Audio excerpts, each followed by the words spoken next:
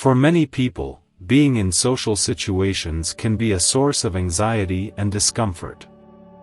It's not always easy to pinpoint the exact reasons why, but there are a few common factors that may contribute to this feeling. Whether you're an introvert, have social anxiety, or simply prefer to be alone, this video will provide you with some insight into why you might feel this way. 1. Sensory overload. Sensory overload can be a significant factor for people who don't like being around others. This occurs when an environment is overloaded with stimuli, such as loud sounds, bright lights, and strong smells. These stimuli can be overwhelming and create a feeling of stress and anxiety. People with sensory processing disorder or who are highly sensitive are more likely to experience sensory overload. This condition can affect a person's ability to manage sensory input, leading to feelings of overwhelm, irritation, and even pain. Individuals with sensory processing disorder may experience sensory overload from everyday experiences, such as walking through a crowded mall or listening to music at a high volume. If you don't like being around people because of sensory overload, it's important to limit your exposure to overstimulating situations. You can seek out quiet environments and avoid crowded or loud places.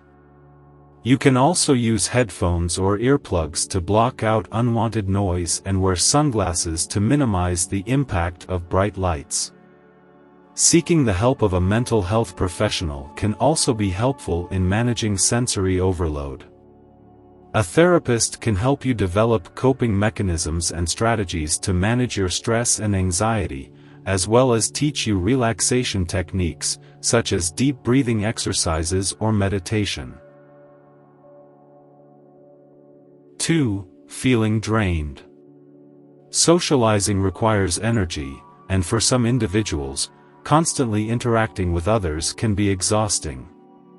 This is especially true for introverts, who tend to feel more energized when they spend time alone. Overcommitting to social engagements can lead to burnout and a general dislike of socializing.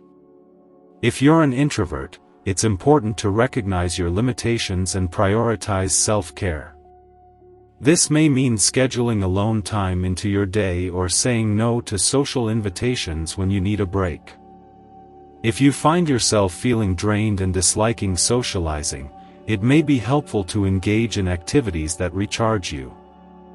This can include reading a book, going for a walk, or taking a relaxing bath. Finding ways to restore your energy can help you feel more comfortable and confident when socializing. It's also essential to set boundaries when it comes to socializing. This may include limiting the number of events you attend per week or setting a specific time limit for social engagements. By setting boundaries, you can avoid burnout and prioritize your well-being. 3. Lack of connection. When you're in a group of people who don't share your interests or values, social situations can feel uncomfortable and unfulfilling. To combat a lack of connection, it's important to seek out communities and social events that align with your interests and values. This can include joining a club, attending meetups, or volunteering for a cause you're passionate about. Building meaningful connections takes time and effort. It's important to invest in your relationships by being present, listening actively, and showing interest in others. This can help you develop a sense of belonging and fulfillment when you're in social situations. If you're struggling to build connections, seeking the help of a mental health professional can be beneficial. A therapist can help you identify any barriers to forming relationships and teach you skills to improve your social interactions. 4. Fear of rejection. This is a common reason why people don't like being around others. It can stem from past experiences of rejection or a general fear of not being accepted. To manage this fear, it's important to challenge your negative thoughts and beliefs about social interactions. Recognize that rejection is a normal part of life and doesn't define your worth as a person. Practicing self-compassion can also help to ease your fear of rejection. This means being kind and understanding towards yourself, rather than criticizing or blaming yourself for past mistakes or perceived flaws. It can also be helpful to work on building your confidence and self-esteem. Engaging in activities that make you feel good about yourself, such as exercise or creative pursuits, can help boost your confidence and reduce your fear of rejection. 5. Social anxiety. Social anxiety is a mental health condition characterized by intense fear and anxiety in social situations. People with social anxiety may feel self-conscious, embarrassed, or afraid of being judged or criticized. Social anxiety can be a significant barrier to socializing and can lead to a general dislike of being around others. If you suspect you may have social anxiety, it's important to seek the help of a mental health professional. Treatment for social anxiety may include therapy, medication, or a combination of both. A therapist can help you develop coping mechanisms and strategies to manage your anxiety, as well as teach you relaxation techniques, such as deep breathing exercises or meditation. In addition to professional help, it can be helpful to practice exposure therapy, which involves gradually exposing yourself to social situations that trigger your anxiety. By slowly and intentionally confronting your fears, you can learn to manage your anxiety and feel more comfortable in social situations. 6. Feeling judged. Feeling judged or scrutinized by others is another reason why people may not like being around others. This fear can stem from a variety of factors, such as past experiences of criticism or a general feeling of inadequacy. To manage this fear, it's important to challenge your negative thoughts and beliefs about social interactions. Recognize that everyone has insecurities and that you're not alone in feeling judged or scrutinized. Practicing self-compassion can also help to ease your fear of being judged. This means being kind and understanding towards yourself, rather than criticizing or blaming yourself for past mistakes or perceived flaws. Besides working on your mindset, it's important to develop assertiveness skills. Learning to assertively communicate your needs and boundaries can help you feel more confident and in control in social situations. 7. Different communication styles. When you're in a group of people who communicate differently than you do, social situations can feel uncomfortable and frustrating. To manage this, it's important to learn to recognize and adapt to different communication styles. This can involve learning to read nonverbal cues, using active listening skills, and practicing effective communication strategies. It's also important to communicate your own needs and boundaries. If you find a particular communication style difficult to work with, it's okay to speak up and ask for what you need. Seeking the help of a mental health professional can also be beneficial in developing communication skills. A therapist can help you identify any barriers to effective communication and teach you skills to improve your interactions with others. 8. Feeling like an outsider. Feeling like an outsider can be a significant factor for people who don't like being around others. This feeling can stem from a variety of factors, such as cultural differences or a lack of shared experiences.